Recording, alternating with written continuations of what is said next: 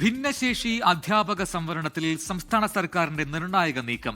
NSSന് അനുകൂലമായ സുപ്രീം കോടതി ഉത്തരവ് എല്ലാ എയ്ഡഡ് മാനേജ്മെന്റുകൾക്കും ബാധകമാക്കി ഉത്തരവിറക്കി. നിയമോപദേശം ലഭിച്ചതിനെ തുടർന്നാണ് സർക്കാരിന്റെ തീരുമാനം. ഇതിനിടെ കേട്ടറ്റ് ഇല്ലാത്തതിനെ തുടർന്ന് ശമ്പളം ലഭിക്കാത്തവർക്കും താൽക്കാലികമായി ശമ്പളം അനുവദിച്ച് വിദ്യാഭ്യാസ വകുപ്പ് ഉത്തരവിറക്കി. ക്രിസ്ത്യൻ മാനേജ്മെന്റുകളുടെ സമ്മർദ്ദം കണ്ടാണ് സർക്കാരിന്റെ യു-ടേൺ. 20,000-ഓളം അധ്യാപകർക്ക് നിയമന സ്ഥിരത ലഭിക്കാനാണ് വഴിയൊരുങ്ങുന്നത്. ഭിന്നശേഷിക്കാരെ നിയമിക്കാനുള്ള അധ്യാപക തസ്തികകൾ ഒഴിച്ചിട്ടാൽ എയ്ഡഡ് സ്കൂളുകളിലെ മറ്റധ്യാപകർക്ക് നിയമന സ്ഥിരത നൽകാം എന്നായിരുന്നു NSSന് ലഭിച്ച സുപ്രീം കോടതി വിധി. ഇത് എല്ലാ എയ്ഡഡ് സ്കൂളുകൾക്കും ബാധകമാക്കും. ബഹുമാനപ്പെട്ട സുപ്രീം കോടതിയിൽ നിന്ന് NSSന് ലഭിച്ച വിധിന്യായത്തിന്റെ ആനുകൂല്യം മറ്റ് സമാന മാനേജ്മെന്റുകൾക്ക് നൽകുന്ന കാര്യത്തിലുള്ള അഡ്വക്കേറ്റ് ജനറലിന്റെ ഉപദേശം സർക്കാർ ഒരിക്കൽ കൂടി തേടുകയുണ്ടായി. ഇത് സംബന്ധിച്ച് ഉത്തരവ് ഇന്ന് പുറപ്പെടുവിക്കുകയാണ്.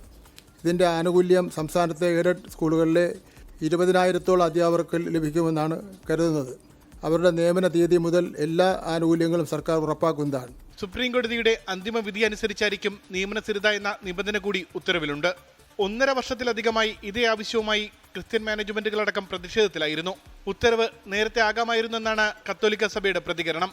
അവൻ്റെ ഒരു വലിയ ദീർഘനാളായിട്ടുള്ള ഒരു പ്രശ്നത്തിന് സർക്കാർ പരിഹാരം കണ്ടു. അതിൽ നന്ദിയുണ്ട്. പക്ഷേ ഇത് ഇത്രയും വൈകിപ്പിക്കേണ്ടതായിരുന്നില്ല എന്നൊരു നിരീക്ഷണമുണ്ട് തീർച്ചയായിട്ടും. കേട്ടിട്ടില്ലാത്ത ഉന്നത വിദ്യാഭ്യാസ യോഗ്യതയുള്ള അധ്യാപകർക്ക് ശമ്പളം നൽകാനും തീരുമാനിച്ചു. നെറ്റ്, സെറ്റ്, MPhil, PhD എന്നിവ ഉള്ളവർക്കാണ് ശമ്പള സ്കെയിലിൽ താൽക്കാലിക അപ്രൂവൽ നൽകുന്നത്.